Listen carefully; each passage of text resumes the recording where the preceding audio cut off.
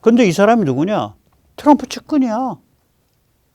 그래서 트럼프가 되면 뭐 지 맘대로 막 개기면서 트럼프가 막 그 말로 그건한 거. 넌 지금도 그게 한국을 ATM이라고 불렀다고 생각해. 머니머신. 왜냐면 돈을 잘 만들어주는, 돈을 잘 주는 그런 뜻이 있어요. 머니머신이. 그래서 머니머신 컴퍼니라 그러면은 돈 잘 벌어주는. 한국 참 돈 잘 벌어줄 수 있는 그런 나라인데 왜 거기서 조금만 뜯어? 많이 뜯지. 뭐 이런 소리예요. 그리고 뭐 그게 제가 콜린스 영어 사전에서 보여드렸잖아 그때. 콜린스 영어 사전에서는 미국의 뜻으로 ATM이라는 뜻이 있다. 물론 그렇게 뜨고 그래도만 미국 사람한테 ATM 그 머니머신이라고 하면 알아듣어요? 못 알아들을 거예요. 단 나이 40 이하. 근데 나이 60 이상 Where's the money machine? 그러면 알아들을 걸?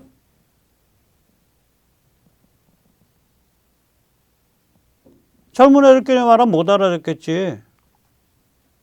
혹은 그 한국에서 온 아재가 좀 이상하게 표현하네 ATM을 그렇게 생각하겠지. 젊은 애들은 언어가 세대별로 확확 달리니까. 그러나 예를 들어서 50, 60 이상인 사람들 Where's the money machine? 그러면 ATM이 어딨냐 그 소리로 알아들을걸요. 그러니까 그렇게 콜린스 같은 세계 최고의 영영사전에서 그렇게 나오지. 네. 아무튼 그거는 하는 사람이죠 트럼프는. 그래서 그것만 막 해갖고 그냥 띄우죠. 트럼프의 에고, 트럼프의 나르시즘, 트럼프의 그건, 트럼프의 변덕만 가지고.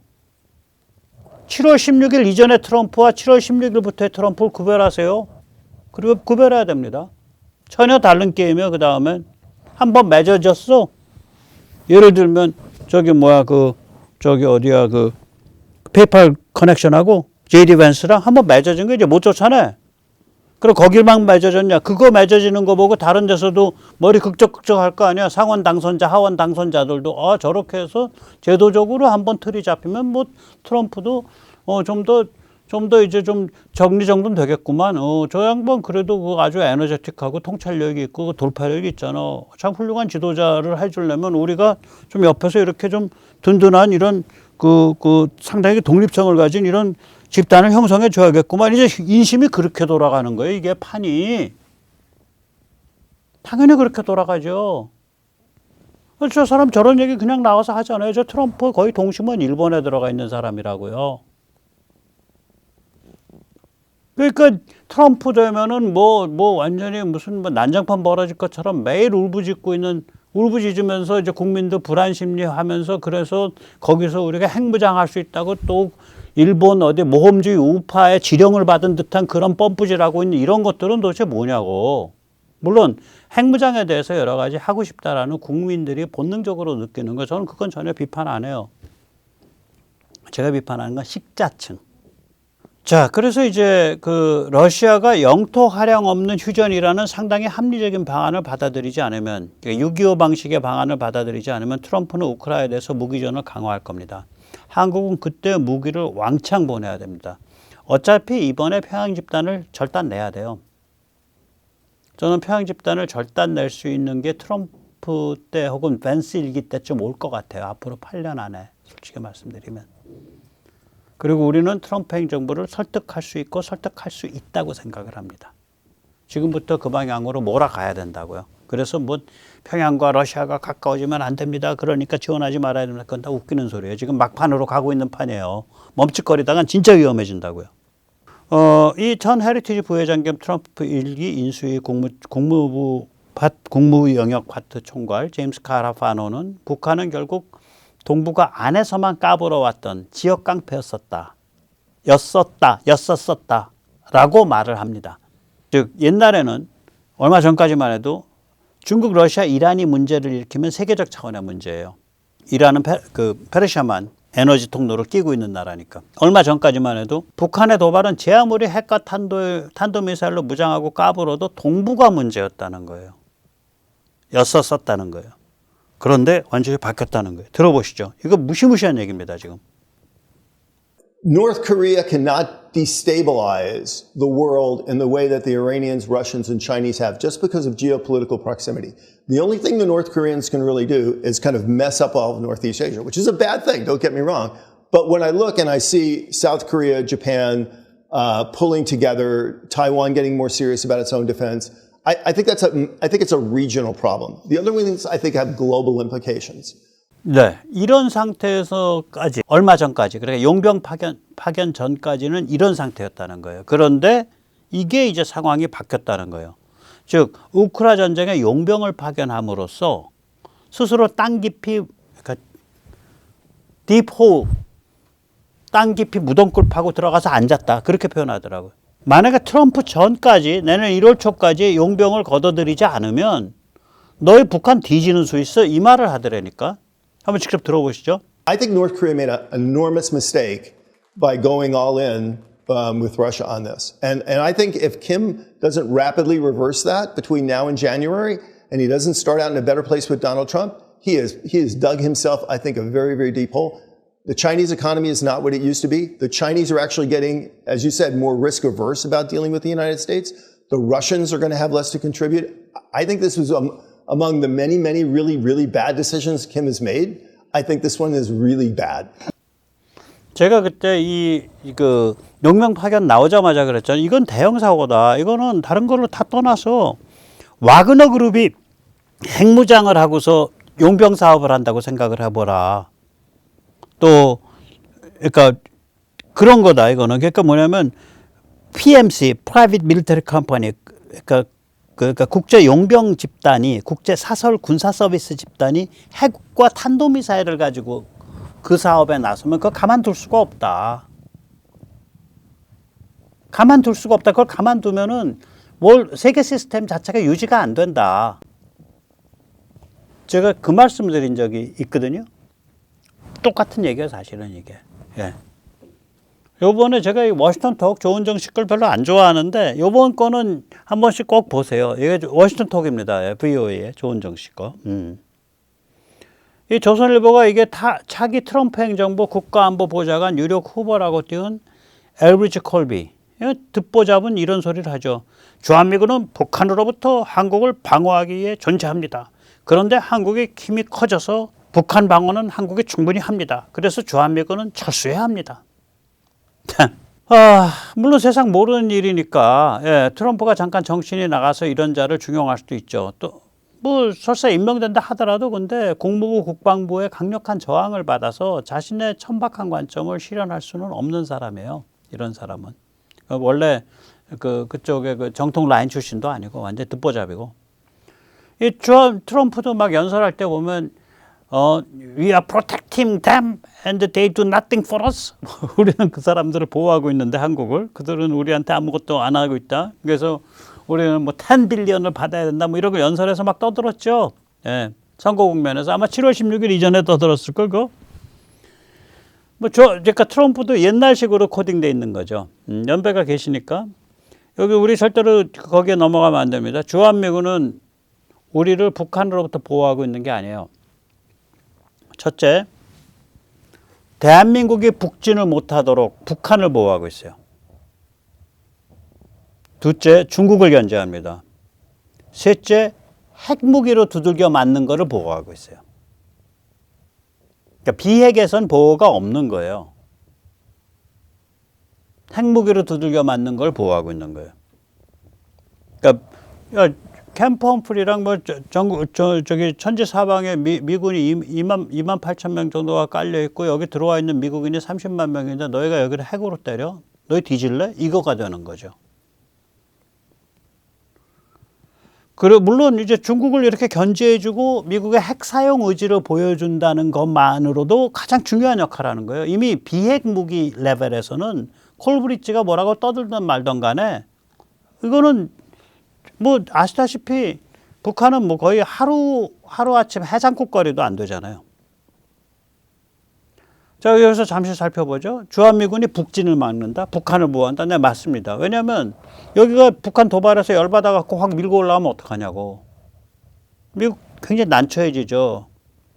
즉 주한미군의 입장은 뭐냐면 미국의 입장은 북진하냐 마냐는 미국이 결정한다는 거죠. 그게 전시작 정권의 개념이잖아.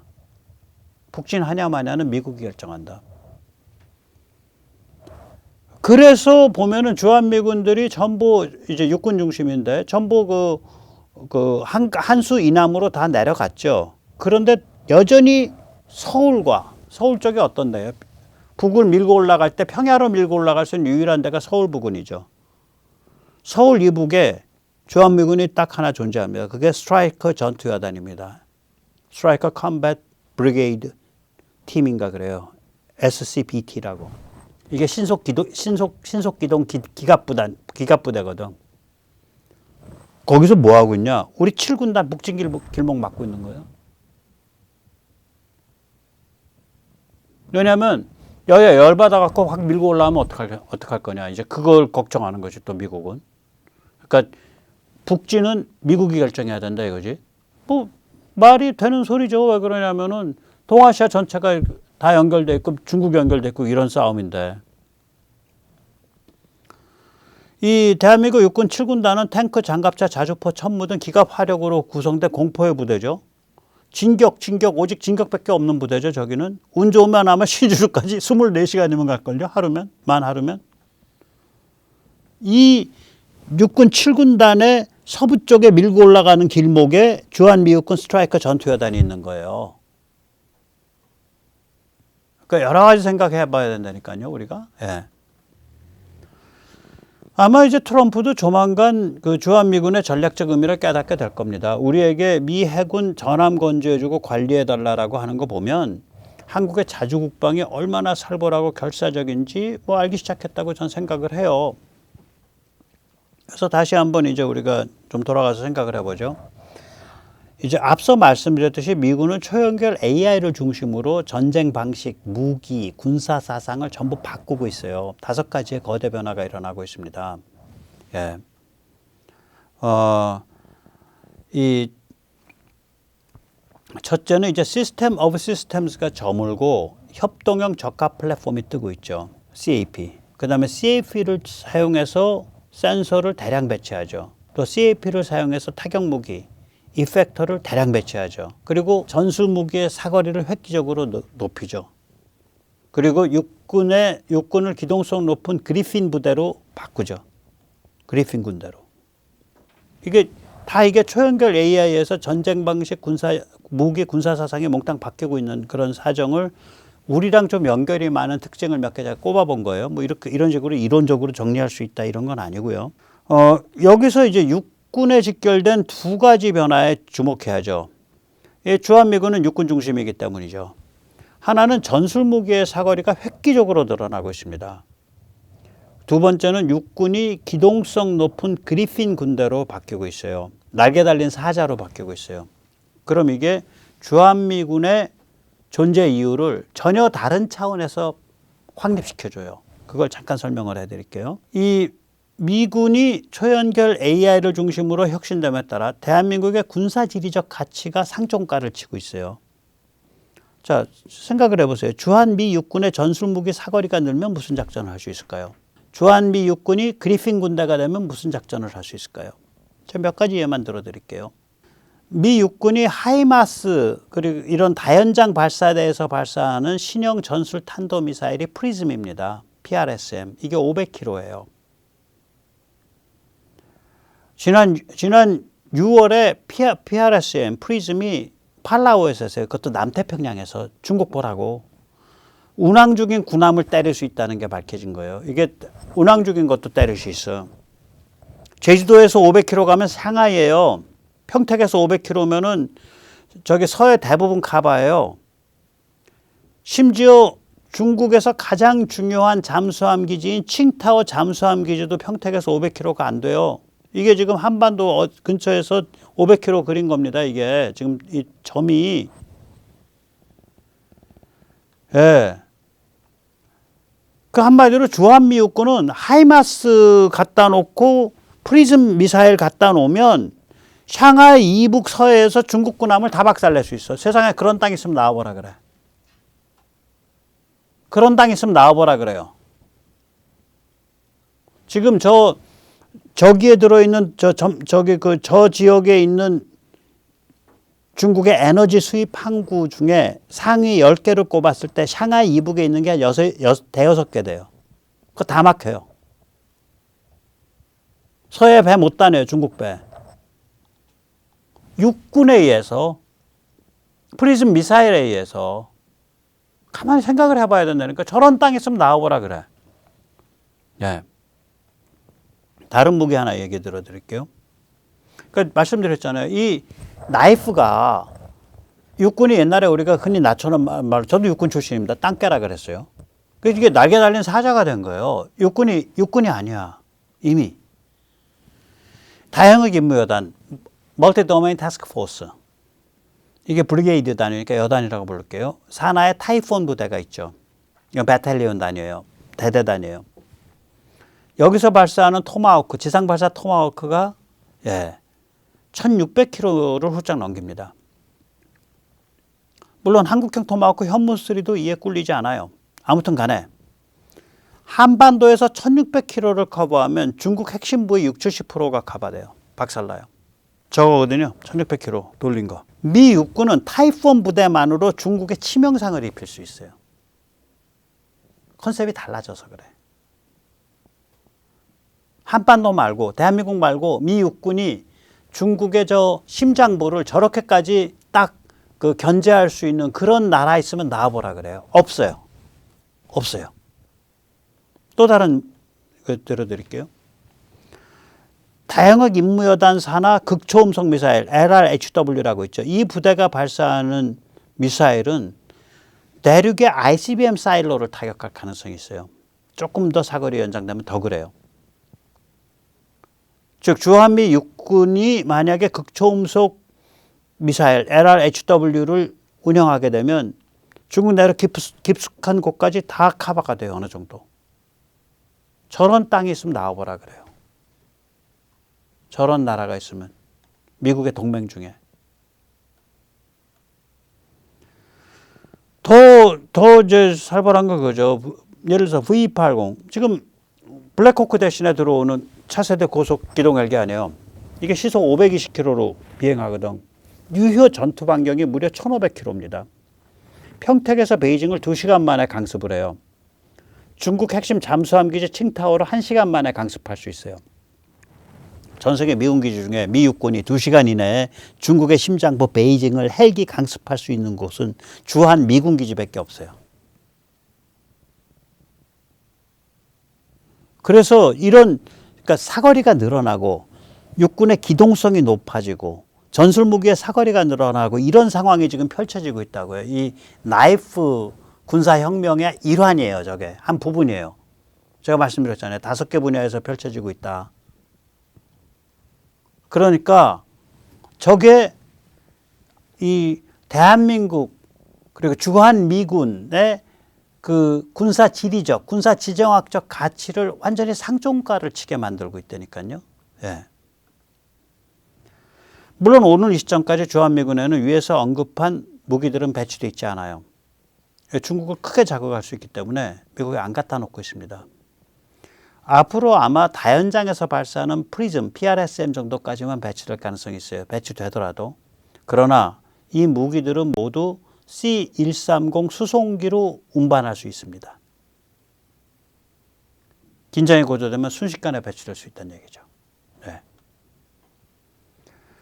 미국이 중국을 군사적으로 압도해서 중국으로 하여금 감히 허튼 생각을 하지 못하도록 만들려면 반드시 대한민국 한미동맹 주한미군이 필요합니다. 제1도련을 지키려고 해도 반드시 대한민국 한미동맹 주한미군이 필요합니다. 트럼프는 아마 선거철에 머리가 너무 뜨끈뜨끈해져 갖고 헛소리를 했을 거예요. 예. 네, 앞으로 냉정하게 생각하게 될 겁니다. 트럼프는. 주한미군의 전략적 의미를 아주 절감을 하게 될 겁니다. 그게 이번 통화에서 그 해군 얘기로 표현된 거예요. 간접적으로. 네, 오늘은 이제 지금 트럼프 쪽에 얘기하는 그게 선거판에서 나온 얘기든 뭐든 전번에 일기 때 그 얘기가 있었어요. 일기 때 50억 달러 요구가 있었거든요. 트럼프의 방위분담금 인상 요구를 우리가 어떻게 대응해야 될 거냐. 이 주제를 한번 생각해 보도록 하겠습니다. 시간이 좀 될 때. 예. 감사합니다.